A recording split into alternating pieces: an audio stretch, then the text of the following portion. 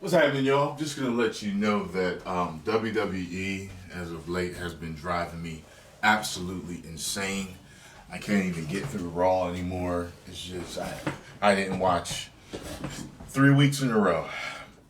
I haven't watched completely all three Raws. It's driving me nuts.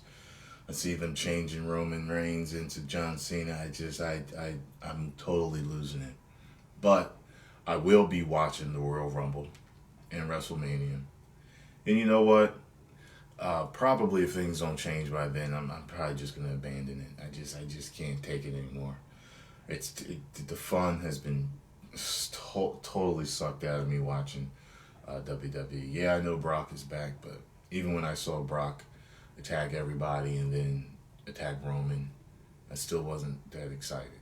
And that's saying something, man, because Brock is probably my favorite in there right now. But anyway, WWE is just killing me. And What Culture Wrestling always puts a smile on my face when I think about what if this man was in WWE creative. So let's see what he has to say. Why, aye, you toon boy. It really brought me down talking about it. Then it just sucked the positivity out of me. But I'm sure he'll make me feel better. We can all dream, and that's what he allows us to do. Hello, I'm Adam from WhatCulture.com, and this is how WWE should book, where I take something from now to the future, then challenge WWE to do it better, because I'm a smart And ass. they never do. The Royal Rumble match 2016 is probably the most interesting the Royal Rumble's been in years. Now, a lot of people are kind of like, don't mess with my Rumble match. And I was, initially when I heard that it was going to be for the title, but now there are like 3 people who can win, which depressingly is an improvement for a Royal Rumble. You've got Triple H, you've got Roman Reigns, and you've got the Beast, Brock Lesnar. And that's not even taking into account some of the surprise entrants like maybe Daniel Bryan, AJ Styles, third man. Now, it's normally bad when WWE messes with an established formula, but you can't say it isn't exciting. So for this one, I'm going to do something new. I'm not going to book a storyline. I'm going to book from bell to bell the Royal Rumble match.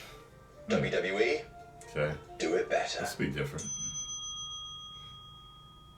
I So know it they starts watch out it. with number 1, gong, lights go out.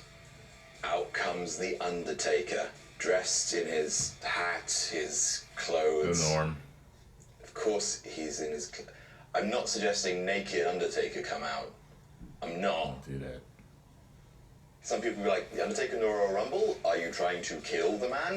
Now, he's probably going out at He's already WrestleMania this dead. year, and he's had, well, one last SummerSlam, one last Survivor Series. It wouldn't be a farewell tour without one last Royal Rumble, and he comes out number 1. So he stands there in the middle of the ring, crowd hopefully are interested. If not, that's a sad state of affairs. And then out comes number 2, Finn Balor.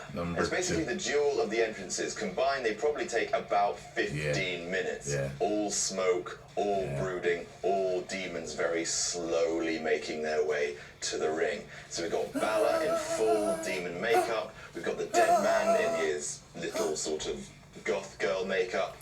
He does that. Balor does that, or whatever Balor's actual... Is that his... Yeah, he did. And then they fight. Young Demon versus old. The Undertaker's punches versus Finn Balor's kicks. And then out comes number 3, Bray Wyatt. Yet another smoky All the dark entrance. He makes his creatures, way to the ring. They stand there, the 3 of them, the 3 spooky dudes of wrestling, which would be an amazing stable name. Book it, Vince. And then you have your typical Spooky run of dudes. mid-carders. We have 4, Goldust, 5, The Miz, 6, Stardust. The Miz gets cocky, tries to eliminate Finn Balor and The Undertaker at the same time. They turn around, grab him, throw him out together. And then Goldust and Stardust, they have a brother versus brother fight, because that's always fun to see. Why did you forget about this feud? And then out comes number 7, Braun Strowman. Now, it's only going to be Braun and Bray in this match. The Braun and the Brain. It's a good... Sorry, Sam, I'll just keep... Yeah, we're going to keep it those two because ideally Luke Harper and Eric Rowan will be competing for the tag team titles earlier on in the card. I know they're announced for the Royal Rumble match, but I don't have room for them. Leave me be. So with Bray and Braun teaming up, they start to clear the ring. Braun kicks The Undertaker through the middle ropes. He's not eliminated. Same with Finn Balor. And then they clear the ring of Goldust and then Stardust. And they're looking like, we're spooky dudes. They go to eliminate Finn Balor, but he starts to fight back, kicks to the head. Braun falls on top of Bray, and he hits him with a double coup de grace from the top rope. Out comes number 8, Ryback. So Ryback gets to the ring and takes Finn Balor's head off with a clothesline. And then him and Braun Strowman square up to each other. A real meeting of the minds, these two, and they start clubbing each other. Meaning of the brawn. And, you know, they could actually get the crowd worked up if they actually started stiff clotheslining each other, like something out of New Japan, just properly running at each other. Then out comes number 9, Santino Marella. And this one's just for me. Braun and Ryback murder him. They take it in turns to see who can inflict the most damage to the Santino's actually a really talented wrestler. They pick him up, they he just made him into such a joke, man. They mug He was funny, but and then, whoop, I always wanted to see him get a real Goodbye, shine. old friend. Why are you back? Out comes number 10, Kalisto, and through miscellaneous aerial fun, he eliminates Ryback, but then he gets caught by a running tackle from Bray. Wham! Bam! You Mexican man! And so once again, Bray and Braun are back together, and they eliminate Kalisto straight off the top, and they are ruling the roost. Undertaker climbs back in the ring, and he starts taking it to Bray and Braun. Bray goes down, and again, it's Braun versus Taker clubbing each other. Fun fact, Braun versus Taker was considered to be a match for WrestleMania. I don't want that, though, so we give them this moment here, and the Undertaker is passed out to Braun's weird sleeper hold thingy. Bray knocks him out with Sister Abigail, and then Undertaker's just laid out on the floor, and Bray just kneels over him, going, follow the spooky dudes, etc. Out comes number 11, Kane.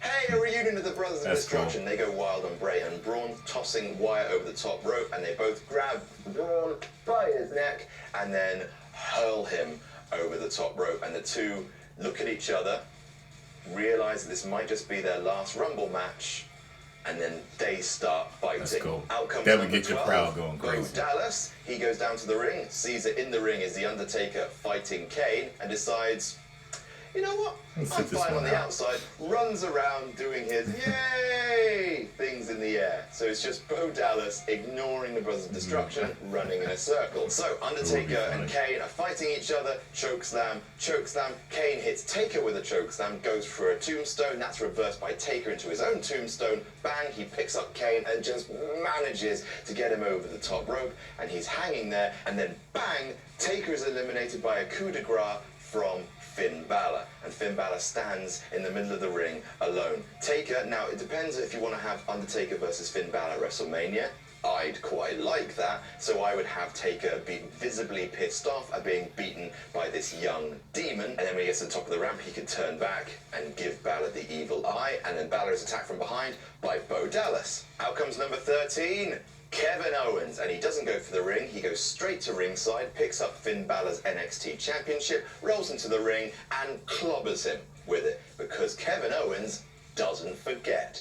He picks up Finn Balor, throws him over the top rope, holds up the NXT Championship, then throws it at Balor, saying, I'm going for the World Heavyweight Championship. Bo then hits Kevin Owens with a dropkick from behind. Kevin Owens goes over the top rope, but doesn't get eliminated. He holds on. Bo thinks he's eliminated Kevin Owens, gets out of the ring under the bottom rope, and again runs around going, I did it, until he runs into a massive clothesline from Kevin Owens, who throws him back into the ring. Out comes 14, Adam Rose.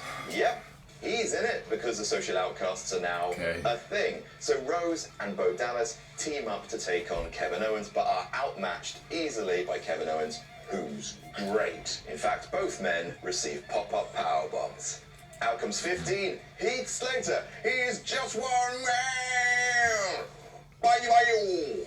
And he attacks Kevin Owens. Kevin Owens mocks Slater, being like, what is all this ginger and then Adam Rose attacks, Kevin Owens ducks, and Adam Rose accidentally hits Heath Slater, and then a super kick from Owens, and Owens is like, I'm beating up 3 guys at once. I'm Kevin Owens. I'm saying stuff. Oh, he's a when nice suddenly, guy. bang, he's hit by returning Finn Balor's sling blade. Finn Balor has only just regained consciousness and takes it out of Kevin Owens. Wham, wham, wham. So basically, if you don't want to have Finn Balor fight Undertaker at Mania, how about Finn Balor versus Kevin Owens? That would also be delicious. So Balor lays out Kevin Owens and then leaves all 3 social outcasts, pick up Owens and throw him over the top, eliminating him. And the social outcasts are like, we beat a top guy! We're an actual thing! Yay! And then out comes the Big Show. Oh dear. The Big Show bonks each of the social outcasts on the nose. Bonk. Bonk. Just lift him up. Bonk. And then all 3 go over the top rope. He grabs a microphone, hopefully amid boos, because we're sick of this Big Show. Yeah. And he says, you can't eliminate me. I'll I'm never a return giant. because I'm a giant. I'm a giant. I am a giant. I'm a Well, giant. yeah, And that's then all he said. drops the mic and says, come on, who's next? Out comes number 17, Brock Lesnar. Well, here comes the pain. Brock Lesnar destroys the Big Show and eliminates him before the next person can even get to the ring. German suplex, F5, out the Big Show goes. Brock Lesnar's like, right, what's up now? As long as Out no. comes number 18, Curtis Axel.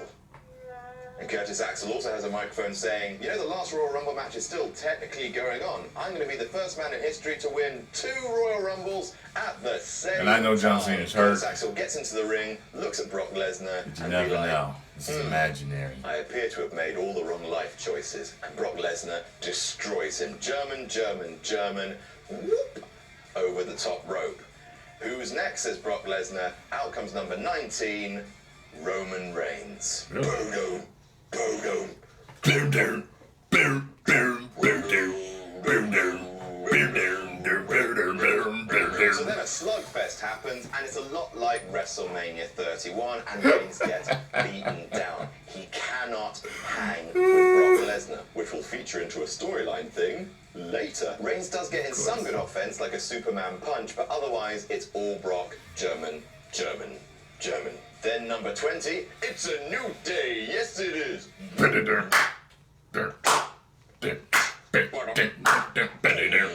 And it's Kofi Kingston. Like Big E and Xavier Woods are with him, but they're not in the match because they've already defended the tag titles earlier in the night. Remember. So again, more mic work. Kofi's again like, See, me and him are wrestling fans. We know the shit. You know what? I wasn't feeling at my A game. I hadn't both taken on my point. vitamins. So this time I'm gonna destroy you, Brock. Right, guys? And everyone's like, yeah, New Day. You're idiots. And then Kofi gets in, and then wham.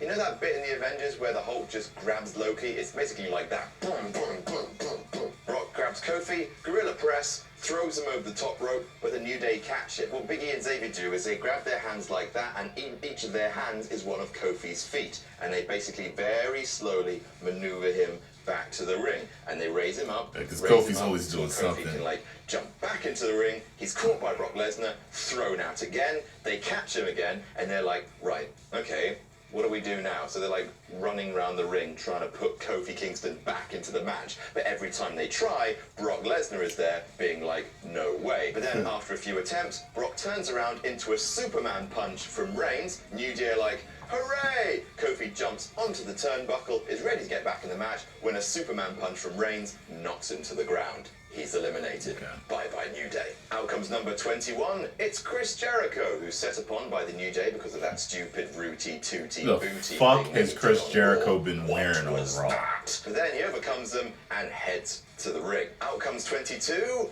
Neville. Why you toon boy. I said that right, Sam. You're from Newcastle, so that was correct, yes? Good. Neville and Jericho have a lovely little sequence reminiscent of their battle at Beast of the East, and then out comes 23. Ziggler, I'm here to show the world. Come on! I'm a dolphin. I don't care what anyone says. Again, him, Jericho, and Neville, they put on a bit of a show while Brock and Roman Reigns are a bit tired. Miz comes out to distract Neville because they're in a feud, I think, and then Brock grabs Neville and German suplex him over the top rope. Neville is the only person I can trust to do that. The Miz catches him, breaking his fall. I think. Don't R-Truth him, Miz.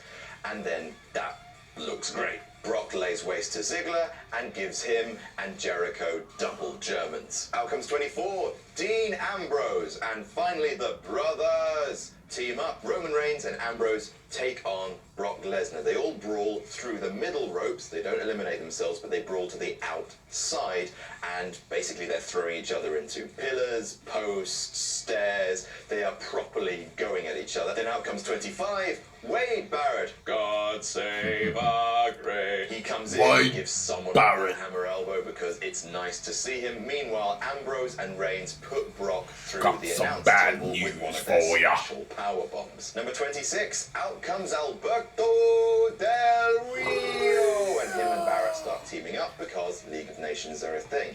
Also, Ambrose gets back into the ring and gets into it with Jericho. Why did he even come back? Remember, they he had just a bit came of a back confrontation with at the end of Night of new and Champions. improved WWE creative seem to have forgotten it, but I haven't. So we start working the beginning of a feud between Ambrose and Jericho. And that brawl starts with Ambrose giving Jericho the shoulder barge from Night of Champions. Do you remember? Out comes 27, Rusev. Yes, the League of Nations are forming pretty quickly. It looks a little suspicious that all of the League of Nations guys are coming out one after another at the end of the Rumble. So with the three of them, they're able to take down Reigns, they're able to take down Ambrose, it's beating up Ziggler, they're beating up Jericho. League of Nations is looking strong when out comes number 28. Of course, it's bloody Sheamus. Everyone eats a bro kick, and between them they eliminate Ziggler, they eliminate Jericho, and because Jericho distracted Ambrose, they eliminate Ambrose as well. Jericho and Ambrose brawl on the outside. So the League of Nations are doing their celebratory thing. They're like, yeah, we're the guys. What's that? They turn around. Brock Lesnar's behind them. They're like, we regret all of our life choices. Germans for everybody! And F5s too. Brock Lesnar wipes out the League of Nations. He doesn't eliminate any of them, but everyone eats an F5, and he's standing there like properly roided out at this stage. He's screaming at the hard camera when out comes 29, Daniel Bryan. Now I know Daniel Bryan is not cleared to compete, but after he took to Twitter to say, when are you going to clear me, WWE, this whole thing's starting to look a bit like a work. Obviously, I hope he's healthy. I hope he can compete. If he's not, I hope he stays out of the ring. But if he is, let's have Daniel Bryan in the Royal Rumble match, and it's him versus Lesnar. Now, I know you don't want a German Daniel Bryan because, you know, so what happens is he starts kicking Lesnar down. Lesnar grabs him for a German, but Daniel Bryan flips out of it and hits him with a running knee. Brock does that awesome thing where he staggers bow-legged, but then Roman Reigns hits him with a spear. Reigns and Bryan look at each other, be like, oh, hey, buddy, and then start kicking the crap out of each other. They're interrupted by the League of Nations, so they decide, okay, we'll just eliminate you guys. And then Bryan eliminates Wade Barrett, and Reigns eliminates Del Rio, and then out comes number 30, AJ Styles. Again, hope the fans go crazy. It would be really sad if they didn't. And everyone in the ring just looks at AJ Styles, Mr. TNA. He comes out being like, hey guys, boom, and then runs to the ring and eliminates Rusev immediately. Sorry, Rusev, I love you. You're my favorite teddy bear. But you're going. Rusev's gone, and then AJ turns around, dodges, whilst Bryan hits Reigns with a flying knee, and then the two face up. AJ versus Daniel Bryan. I want this to be a WrestleMania match, please. AJ and Bryan start brawling, and it only happens for a little while, but it's a thing of beauty. Daniel Bryan manages to throw AJ Styles over the top rope. He keeps himself alive. Sheamus tries to get involved. Daniel Bryan ducks a bro kick. AJ Styles hits him with an amazing springboard clothesline. Then Daniel Bryan hits him with a running knee. Then Reigns hits him with a spear. And then finally, Sheamus is gone. He has to take 3 pretty big moves to get him over. So, you know, might as well give him Sheamus some props, because why not? I don't actually hate Sheamus, it's Sheamus, isn't it? Yeah. You know, just Sheamus. So then each man finds a corner, because I love it when they do the Final Four thing, and the Final Four are Brock Lesnar, Roman Reigns, Daniel Bryan, AJ Styles. So they all look at each other, and then Brock goes, Beast Mode, activate, and kills people. And honestly, this Fatal 4-Way, I would have this go on for like 10 minutes. Because why not? You're not going to have a WWE World Heavyweight Championship match, so you might as well add a little extra to the Royal Rumble. Make it go for a while. Make every man seem exhausted. Make them all really earn their victories. So this 4-way happens for a while, and it's very, very good. AJ and Daniel Bryan are so focused on each other, proving that they are the best wrestler,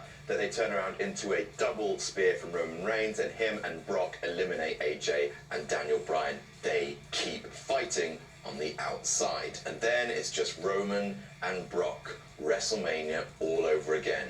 You can't beat me, says Lesnar, and Roman Reigns says, yes I can, bully dat. And then wham, Superman punch to Brock.